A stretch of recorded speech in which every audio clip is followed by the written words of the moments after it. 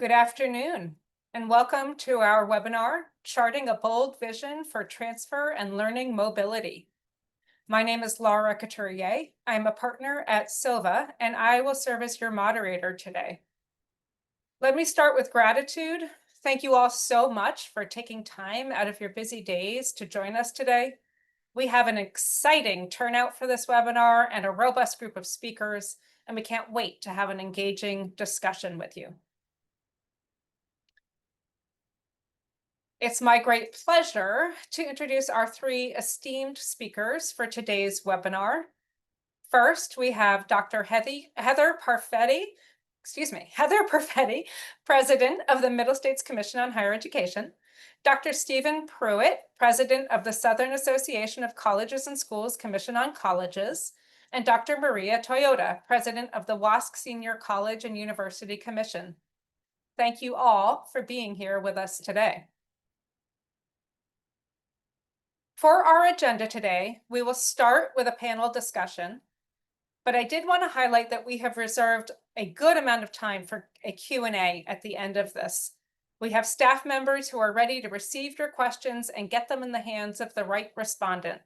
So we hope you'll help us make this a lively and engaging session by dreaming up your questions and getting them posted into the Q&A.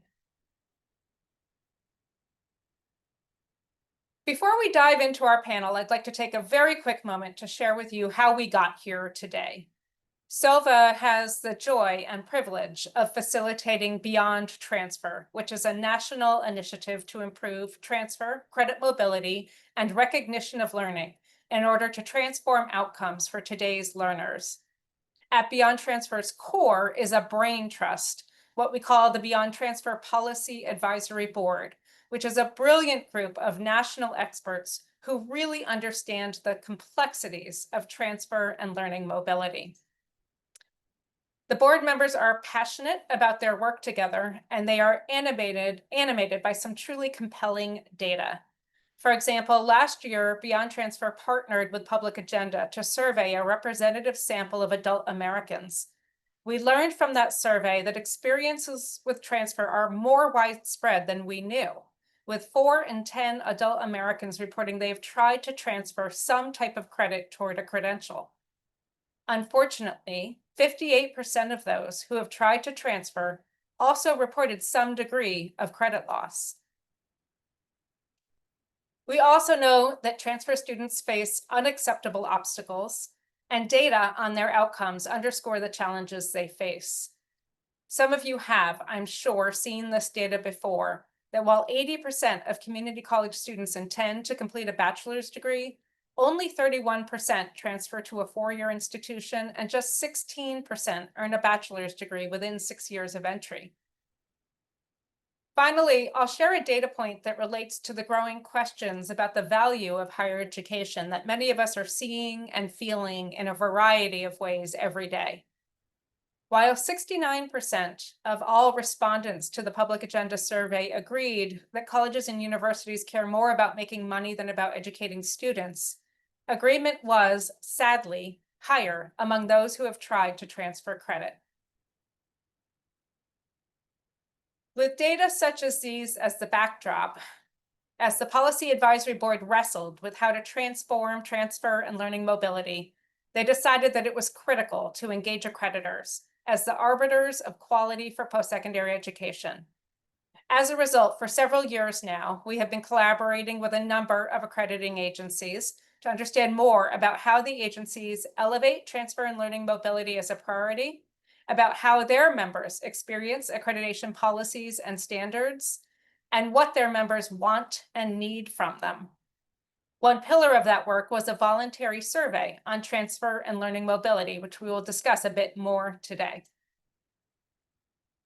I hope that background was helpful so you can understand the context for today's discussion.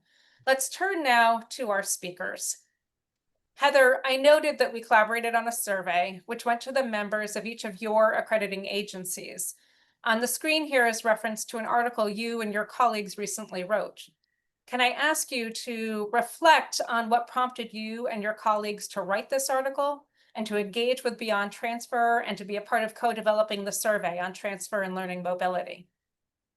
Thank you so much. And thank you for the invitation to be here with you and to continue this great work that we have started together. And certainly want to recognize my colleagues, Maria and Stephen, for being here as well. We are all truly intentional about working on this particular area that is so critical to student success.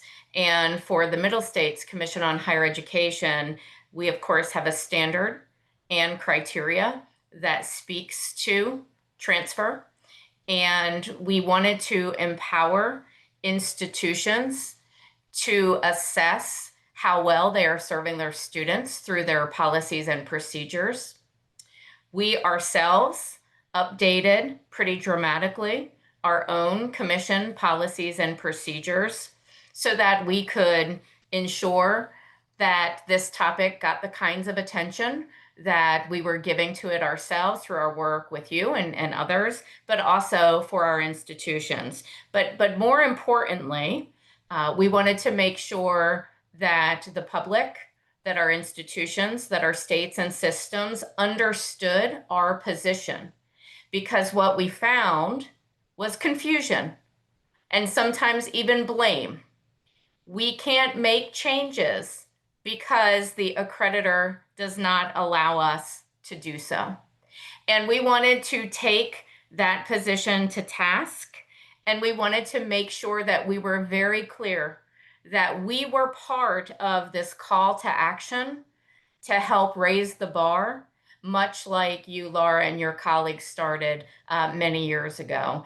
And so this accreditation myth busting is recognition that accreditation itself overall can feel like a mystery, can be very nuanced and complex, and we wanted to make it very simple. Institutions should elevate this as a priority for their students and help us lend to student success in that regard. Thank you, Heather. I really appreciate that background and what you've just shared about how accreditors wish to show up. I think is a really useful segue into an announcement today from the Council of Regional Accrediting Commissions, CRAC. So I'd love to ask you to share a bit about the statement that CRAC has issued and why you all did this. Absolutely. So on behalf of the Council of Regional Accrediting Commissions, we are really pleased to have shared a public statement on the use of artificial intelligence to advance learning, evaluation, and recognition. And we've released an executive summary as well as a full statement that we hope all of our constituents spend some time reviewing and drawing out the critical points where they can take action steps moving forward. It was important for CRAC to have a collective voice where it matters. And certainly this is one of the areas where we think the use of AI can bring many benefits to our students as well as to our institutions, and all of the reasons for doing so, the many ways that collectively we can break down barriers, we can challenge status quo, is wrapped up in the statement that CRAC released today.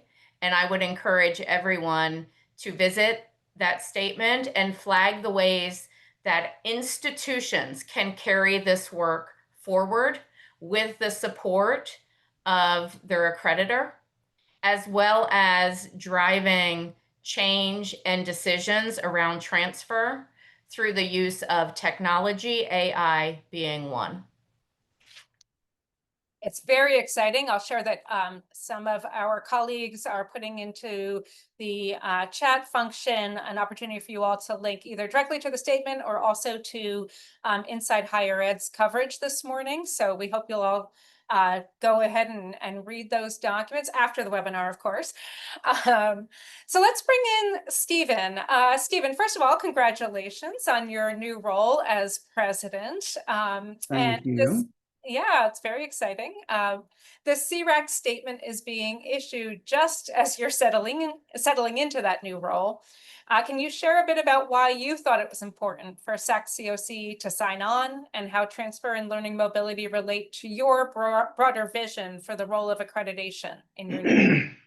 Sure. And thank you, Laura, for having us. We really appreciate being here. And anytime we get to present alongside of our colleagues in the accreditation world, I think it's always good for everybody to hear from us together. Agreed. So I came in, I was president on August the 1st. I was here for a few weeks before that, and this has been some really good work that had been going on before I ever got here. I was very relieved to see that this work was going on for a couple reasons. First of all, the issue of AI in general. I mean, I've heard of everything from people thinking that AI is a Roomba to, big machine learning, right? I mean, and so the fact that we are actually acknowledging AI and that we are putting forth a statement on it. We still live in a place, even with all the noise around AI, that 13 states still have not put forward any guidance on the use of AI in institutions or in their state level work in general. And so for us as an accreditor and for us as a group of accreditors to come out and say, look, AI is here, it's going to be used and we should embrace it, but there are some things we should know about. That's number one.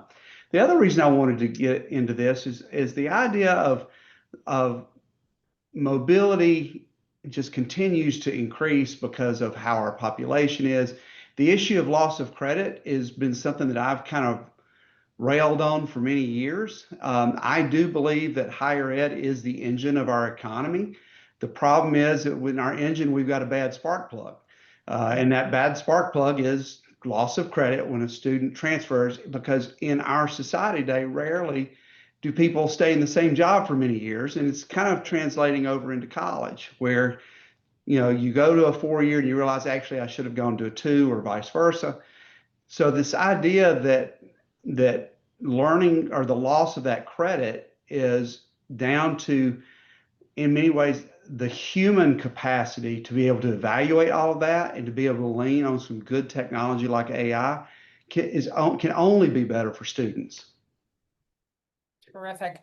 Thank you for that. Now let's call on Maria here. I'm going to change the slides. And Maria, first of all, congratulations to you as well. Very new to your presidency. On the screen here is a quote from the CRAC statement.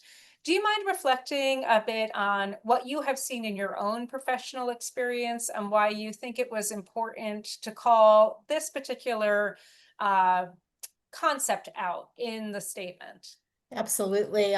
There are a couple of good reasons why, Laura, and thank you, by the way, for the congratulations. I think Stephen and I have jumped into a lot of good work that our predecessors at CRAC have been doing.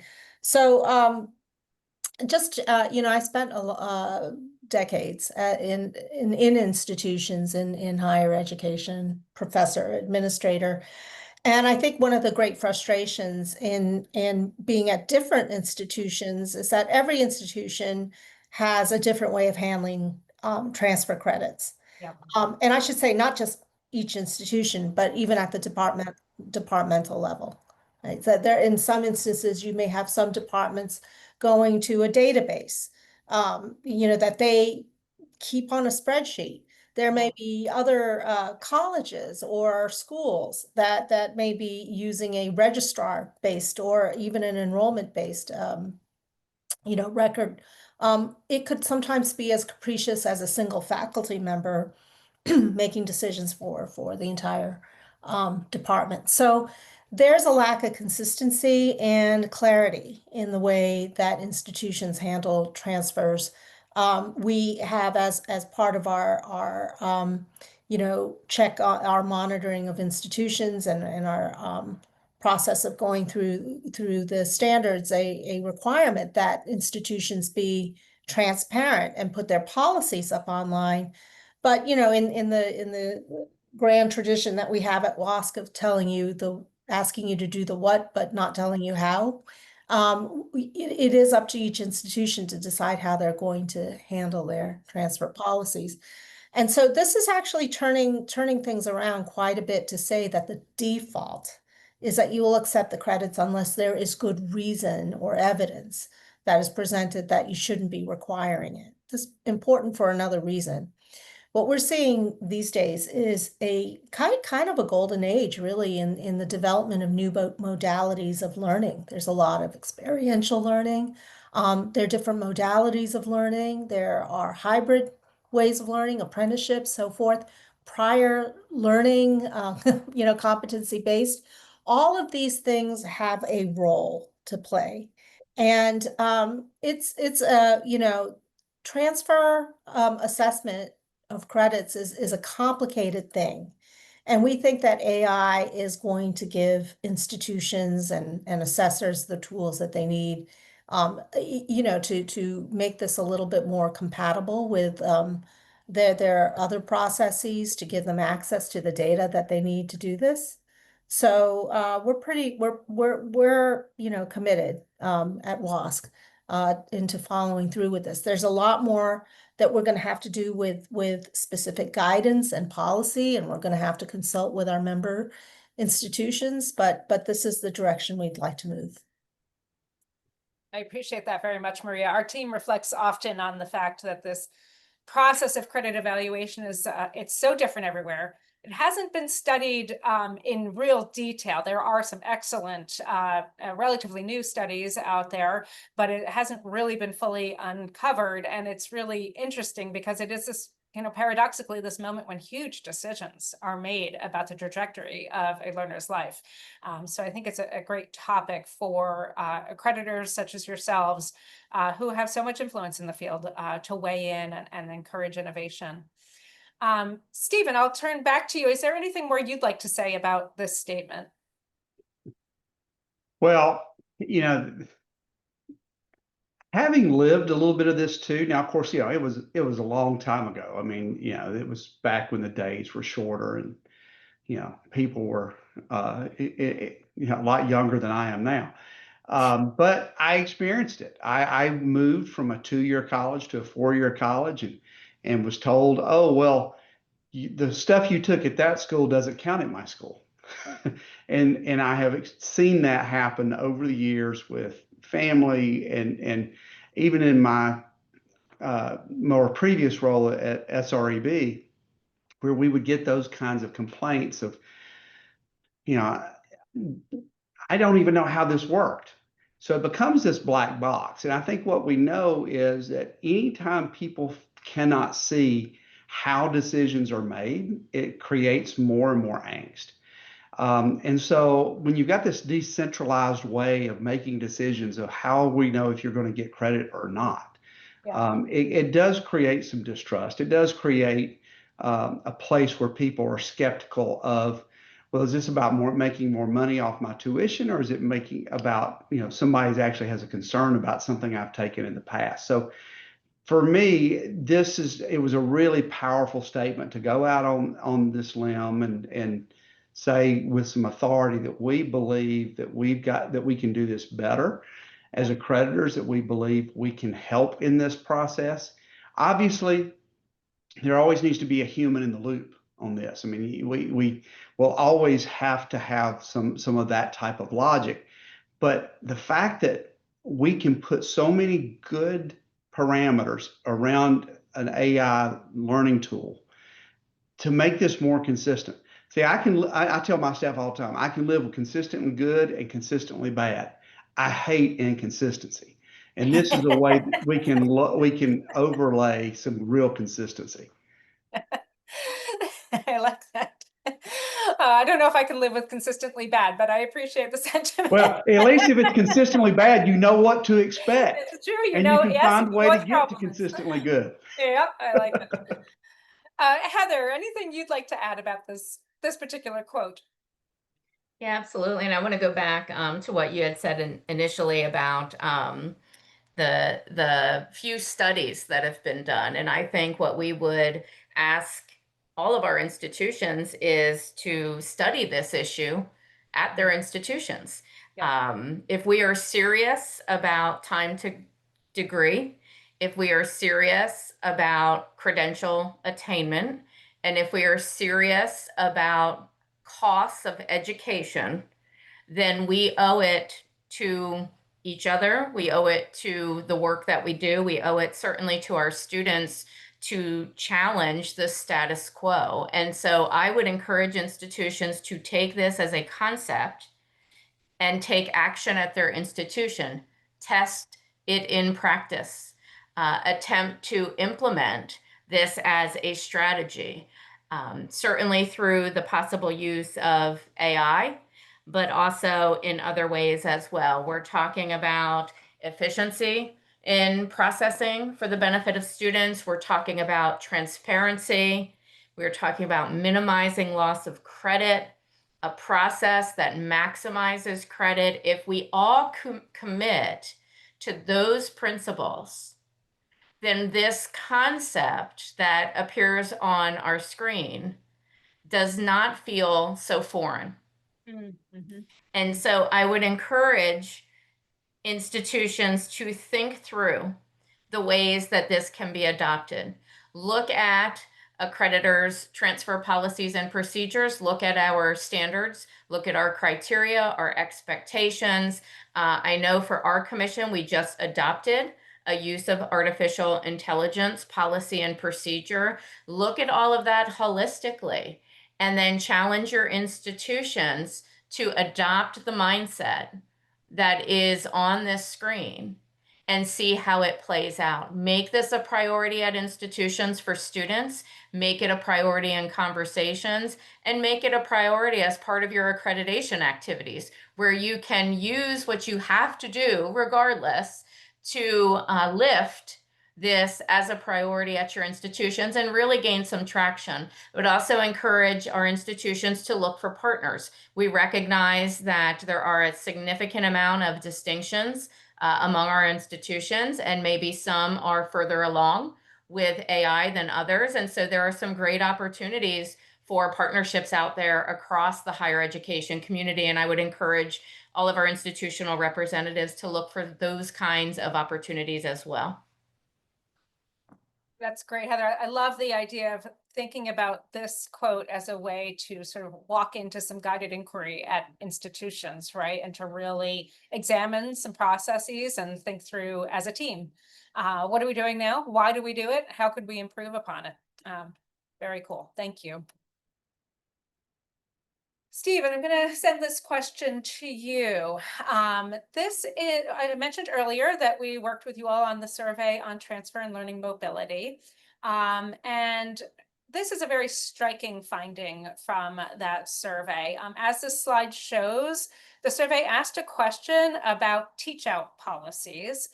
And when we analyzed the data, we were very struck by the finding that 58% of SAC-COC respondents, and they responded as teams, believe that similar flexibility as is applied in teach-out should be applied to students who are seeking to transfer credit.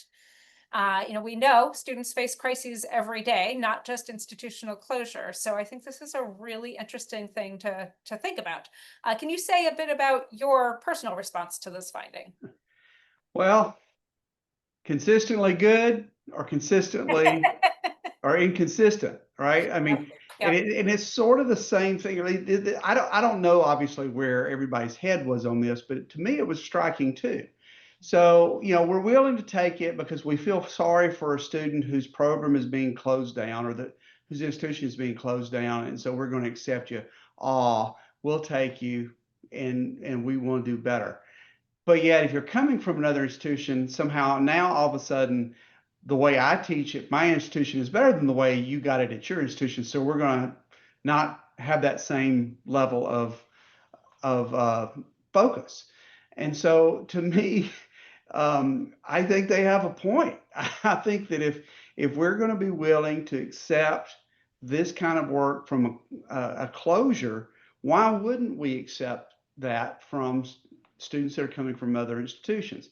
I mean, this has been sort of my issue for a long time of just because you did not take it at your institution does not mean it's not good. or just because there are some differences in how you do it and the approach of another. And now that we do have the AI, we can actually say, oh, look, they did actually do the same stuff. Because we also know that, frankly, just because it's in a syllabus doesn't even necessarily mean they did it even at the home institution, much Right. less if they were doing it at the away institution. Sorry, it's the middle of football season. Home and away seems like the right way to go there.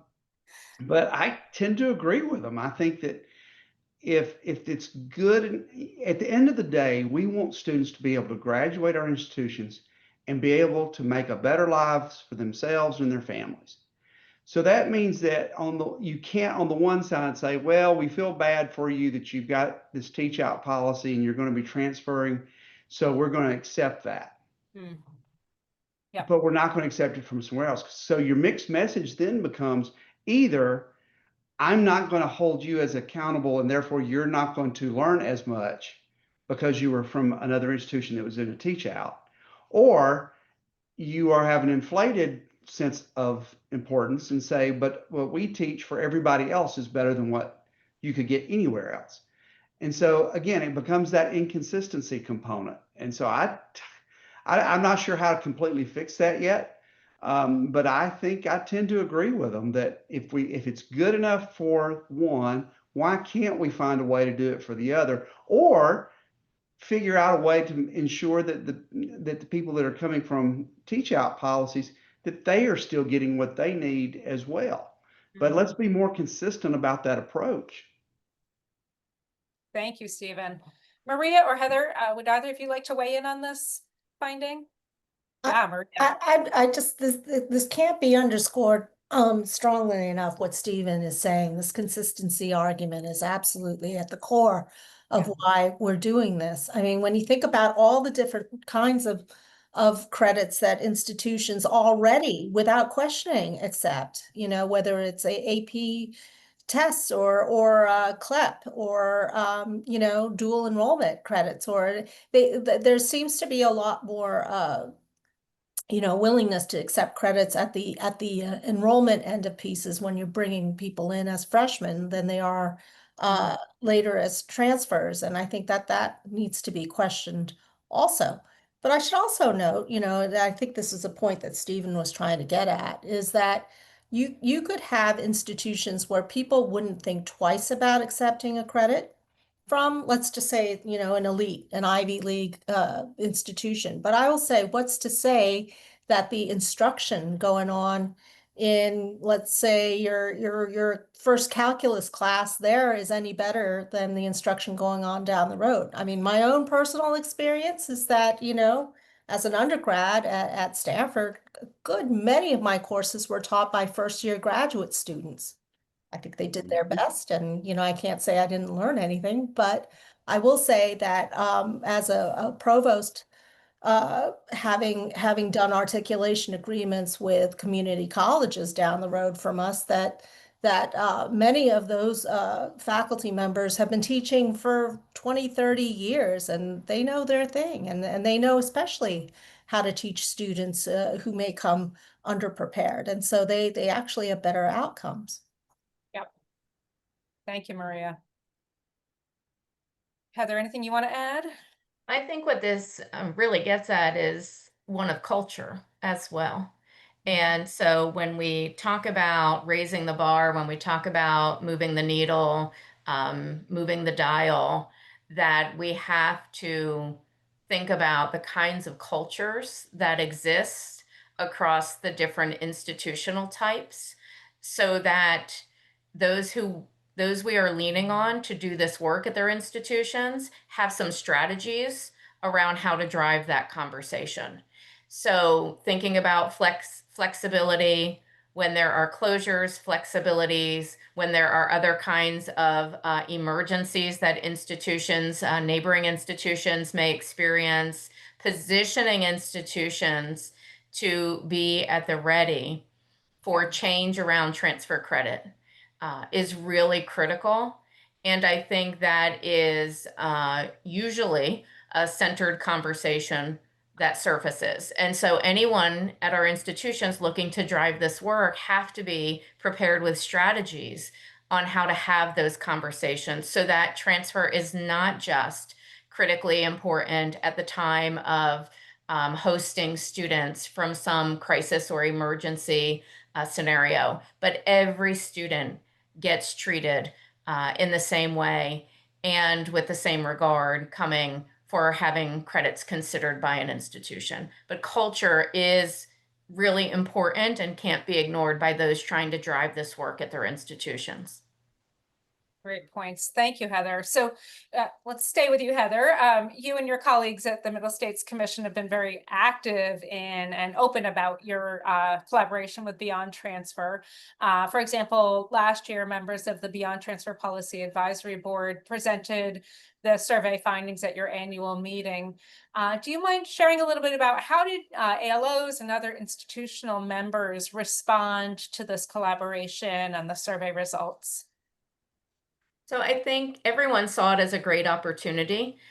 Certainly thinking through the ways that we can all be advocates for ease of transfer and for maximizing transfer credit.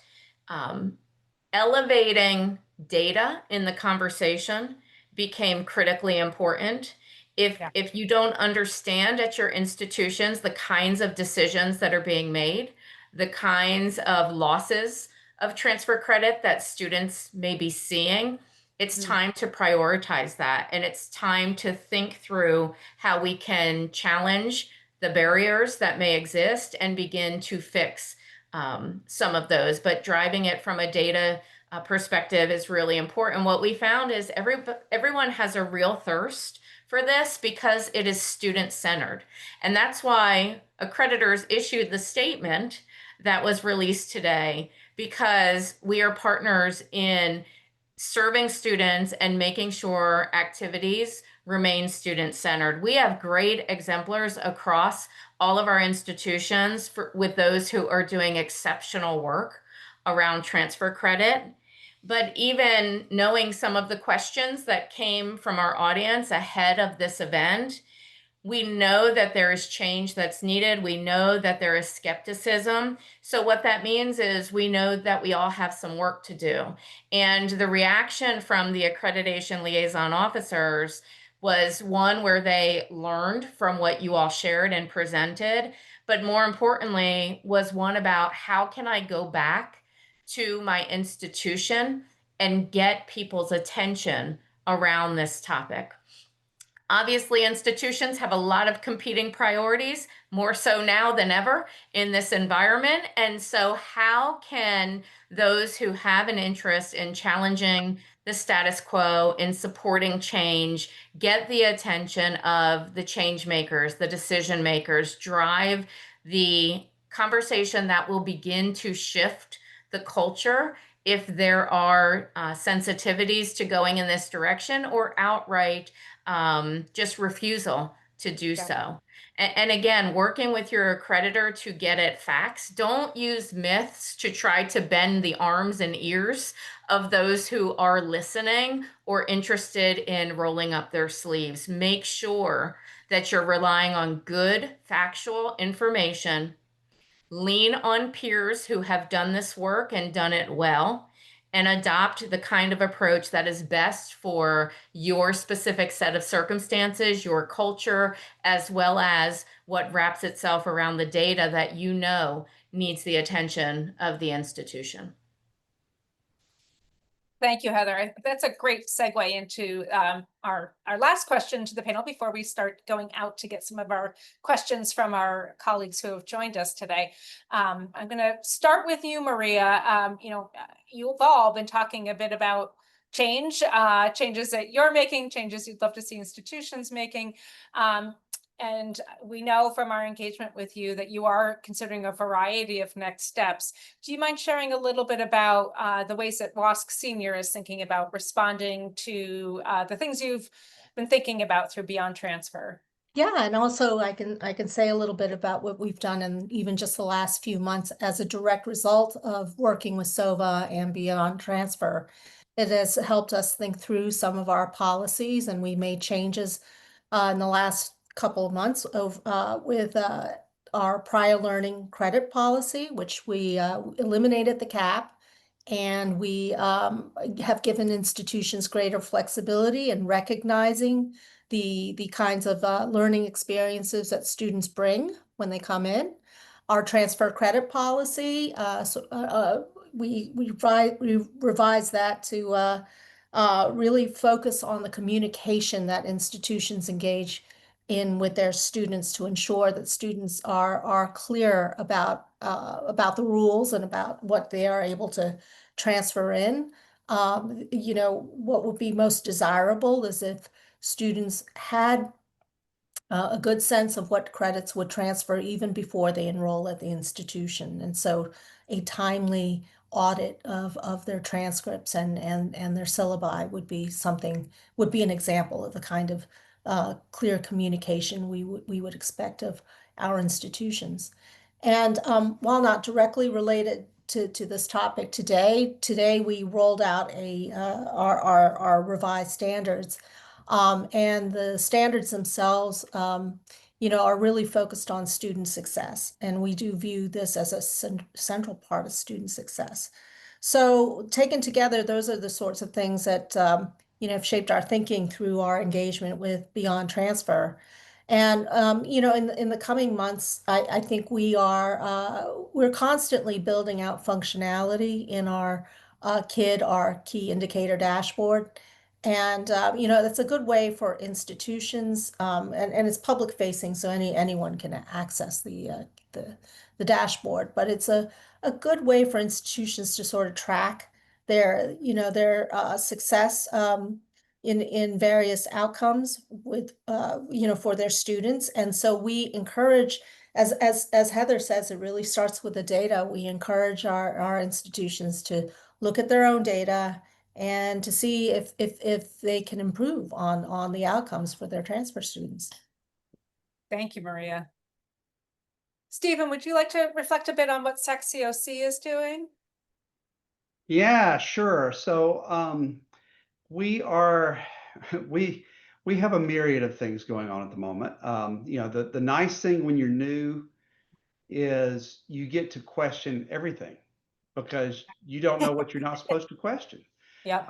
And as Alexi and others of the staff will tell you that they are probably already a little tired of the number of times I ask, well, why do we do that?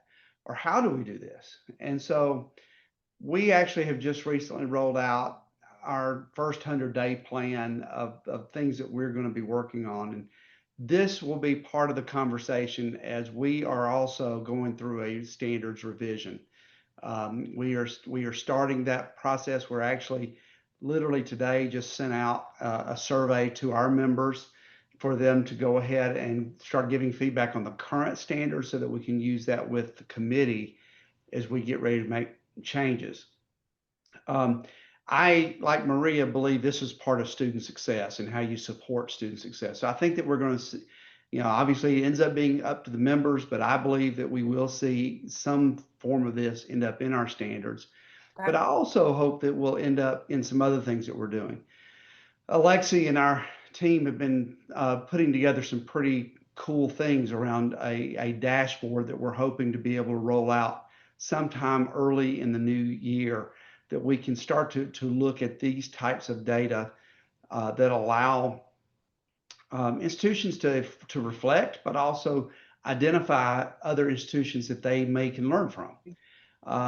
We are looking at developing what we're calling distinction classes, where when institutions go over and beyond, how we can recognize them for things around student success. And so we're hoping that this will also be an area that we can celebrate, but also, again, not do just for the sake of celebration, but also highlight them so that as more institutions take on this really important issue, institutions that have yet to start it will have others that they can use as mentors and use as examples and models of how they could go forward with it. So we're kind of on the front end of some of this, but it's all very much a part of the conversations that we're having as we get ready to launch our new standards and as we're in this process of redeveloping dashboards, redeveloping our approach really in general. especially to those distinction classes. Thank you, Stephen. Heather, would you like to weigh in as well? Yeah, absolutely. So I've already referenced our policies and procedures and the work that we've done there. We also have guidelines around this topic, and I think institutions can certainly come forward with ways that we can improve both our own policies and procedures, as well as some case studies that may help us expand upon the guidelines that we currently offer. I would encourage our institutions to partner with us as advocates and through thought leadership opportunities. Together is where we can bust those myths. I see a number of questions coming in about some of the myths relating to transfer. And the more people that we educate about the realities of transfer and what accreditors do and do not permit is going to serve all of us well. So I would encourage everyone to think through how we can all drive a better conversation around transfer. And I would, of course, encourage our institutions to step forward to illustrate how they are focusing on transfer credit through their accreditation activities or in many other ways as well. We all host annual events, and I know we've got a slide at the end of this to highlight that, but you should be celebrating the good work you do around transfer credit with us at our annual events. You should be coming forward to propose a webinar that you think others in the higher education community can truly benefit from. We want to tell your story. We want to tell the narrative around those institutions that are doing incredibly well with transfer credit of all types, and encouraging others who maybe aren't as far along to think about how the progress and success of our other institutions can help throughout the entire country put a laser focus on this and help build strategies that institutions of all types can implement moving forward. Thank you, Heather. I'm going to shift us to looking at some of the questions that are coming in via the Q&A. First of all, thank you so much to our participants who are engaging in the Q&A. And this first question, Maria, I'll direct it to you first, which is, what metrics or outcomes should institutions track to demonstrate the effectiveness and integrity of their transfer credit policies? Well, the simplest thing would be to take some isolated data about your transfer students, track, when they're coming in through the process, what credits that what credits were accepted, and just see what their outcomes are. Are they finishing? Are they retaining? We do track a lot of other things involving let's say income and debt data. Those are things also that we think institutions should look at, because we know that transfer students often have to spend more money in order to finish their degrees. So at the very basic level, it's just tracking their outcomes. I think that institutionally, this is a somewhat more complicated process, but audit, what you're doing with your transfers. If it's a decentralized system, you might want to do some comparisons to see whether there are particular majors or programs where transfers are just less successful. So, it's all nuanced. There shouldn't be a one-size-fits-all rule for these things. And institutions know best what their programs require. But what we're saying is that as accreditors, we're certainly not going to be the ones putting up the barriers to this, to accepting credits. I love that statement. As accreditors, we won't be the ones putting up the barriers. I think that's a key thing we want to be saying over and over in this webinar.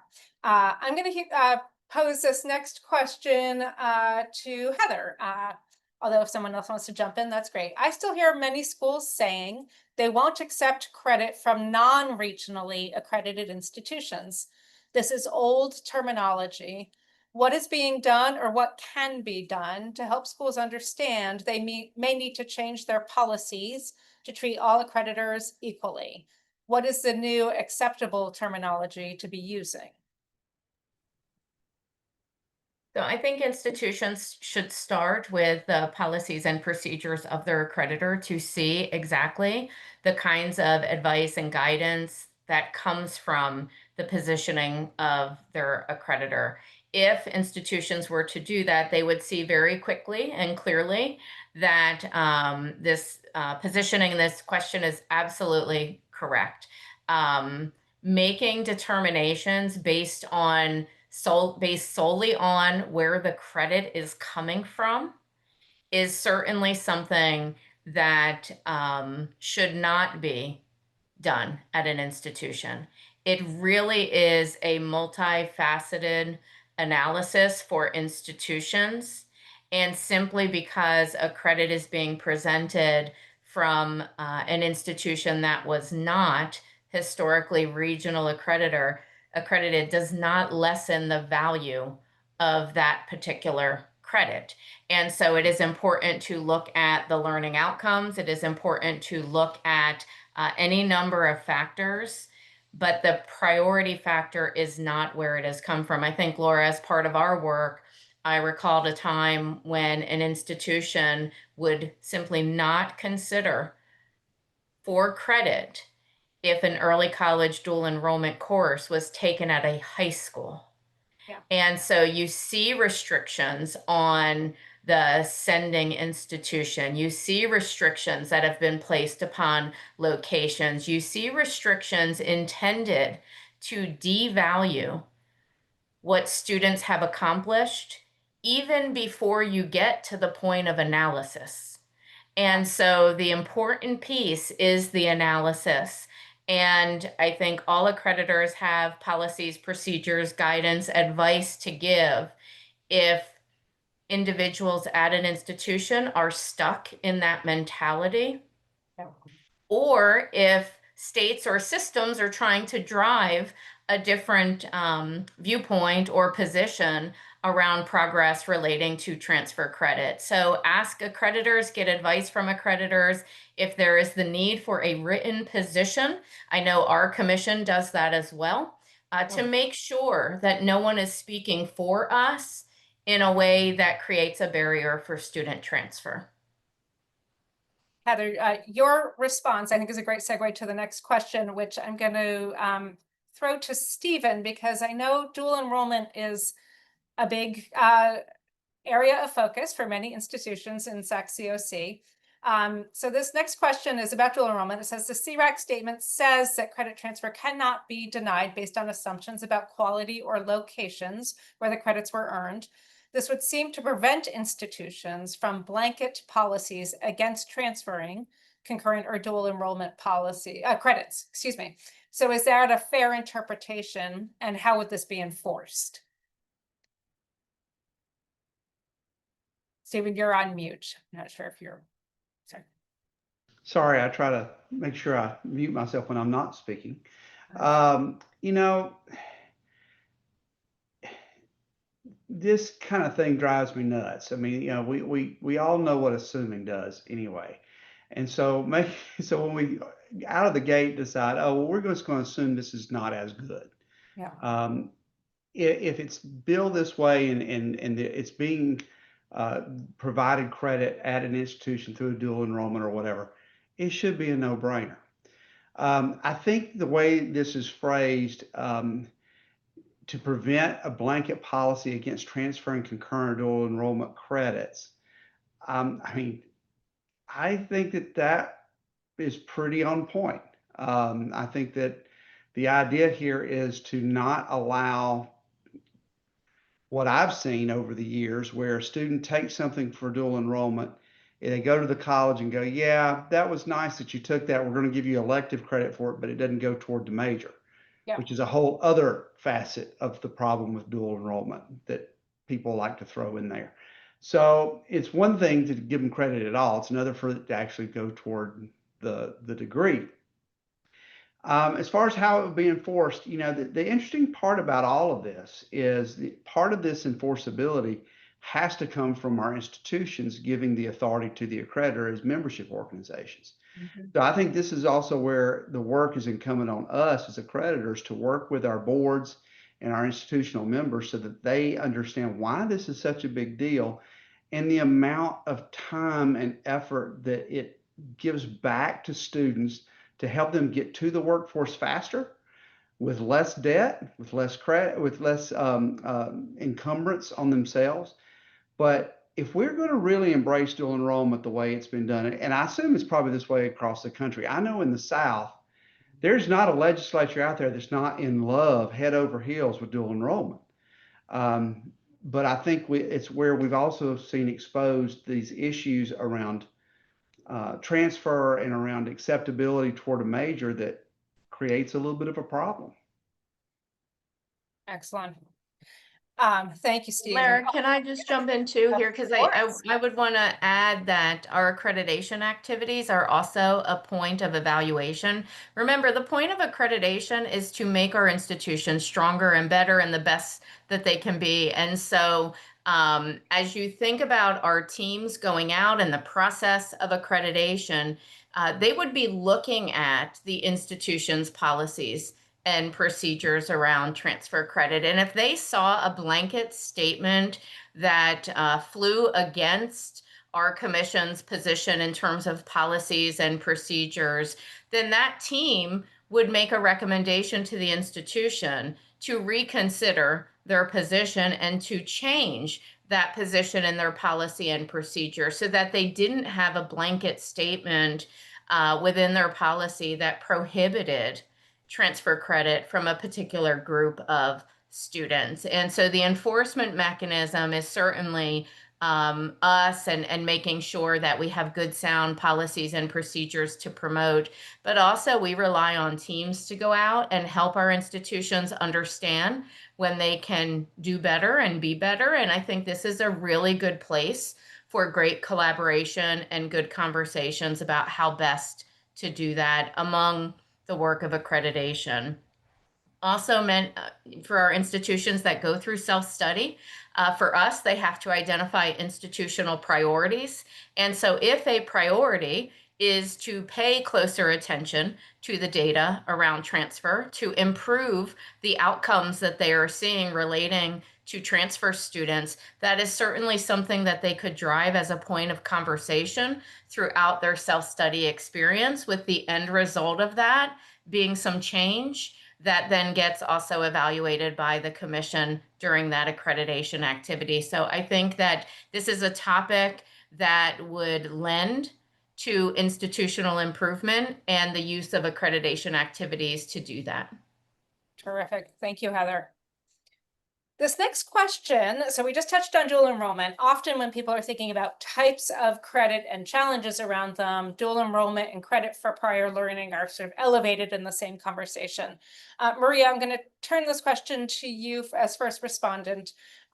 This person says, as the CPL liaison, how can I effectively respond to a faculty member who denied credit based on perceived lack of rigor, even though the student demonstrated alignment with 88% of the course learning outcomes? And this person said, I've already emphasized that CPL decisions should be based on learning outcomes rather than curriculum design. Since curriculum is not my area of expertise, I rely on faculty to assess content rigor. What strategies can I use to respectfully engage this faculty member in a constructive dialogue that supports CPL policy while honoring their academic judgment? It's a very long question, but it's a great one. It's a terrific question. I don't think I have an easy answer for it, but I definitely feel I feel the pain here. And I think this really goes back to what Heather is saying, which is that it's a cultural change. It's a cultural change when we talk about being student-centered, across my career, I've worked with hundreds of dedicated faculty members and student support teams and so forth, and everybody believes that they are being student-centered, but I don't really know that they completely internalize what that means. And so it takes more than just one person trying to tilt at a windmill about this issue of CPL. It really does take allies. It takes leadership. And so I would go in the direction of engaging a number of people on the topic, on the general generic topic of how we feel about CPL and marshaling the evidence, on this.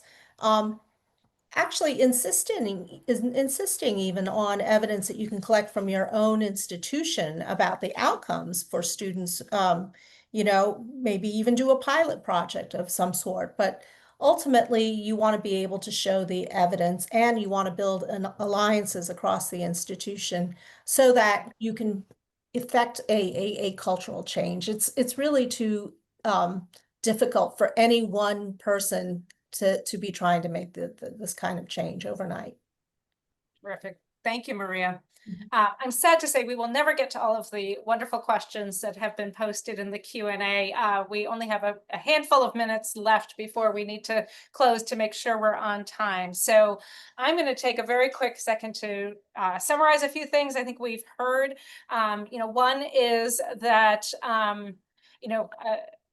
higher ed is beautiful. It's doing great work. But I like Stephen's metaphor that there is a spark plug that needs some work here, right? There are a number of spark plugs, let's be honest, but one of them is how do we evaluate learning and make sure students get the credit that they deserve? A lot of the answers from our accreditors today as expert speakers really hinted at the confluence of accreditation, the culture of inquiry that comes from accreditation, and culture change at institutions. And I really liked that linkage of how do you use the accreditation process as a moment to pause, to reflect, to think about your culture, to zero in on changes, to do some studies and guided inquiry. And also to shine a light on things that perhaps are a little bit hidden or just haven't been looked at before. So I'm going to stop there. I'm going to invite each of our panelists just to, we don't have a lot of time here, maybe a 30-second last word, and then we'll have to sign off. So Stephen, you're already off mute, so I'm going to pick on you first. Okay. I think that this has been some great work. I'm really proud of being able to work with my CRAC colleagues even though I can't take a whole lot of credit since most of this was done before I got here, but I was happy to put our name on it. It's good work. And I guess the thing I would ask people to think about is at the end of the day, when you want to have these debates about mobility, ask yourself, is this rigor you're really talking about? Are you really talking about rigor mortis? Are you really talking about holding people to a standard that can help them make a life better for themselves? Or is it the rigor mortis of you're just stuck in the past and you're not able or willing to move beyond that to do what's best to support students as they move forward in their life and their career? Well said. Thank you, Stephen. Heather. Yeah, thanks for that. Certainly appreciate the time today. I would just say assess, evaluate, leverage your data, and then take action. Really critically important, and perhaps most importantly, it's okay if you discover you are not where you hoped your institution would be, as long as you take that next step forward to make those improvements. Thank you, Heather. And Maria, last word. Despite everything we talked about today, we all acknowledge that transfer at the practical level can be pretty complex. We're just acknowledging, though, that AI can be a useful tool. But second of all, we're really only just scratching the surface that we can talk about the transfer of credits and credit mobility, but to truly make things successful for transfer students, there's so much more that institutions need to think about, the support services and the unique needs of transfer students. So I hope that this is just the beginning of a conversation. Well, thank you so much for those final words. And just a note that this conversation can continue. All three of the agencies have their annual meetings coming up. So here's some information about the meetings, and we hope you'll join them in person.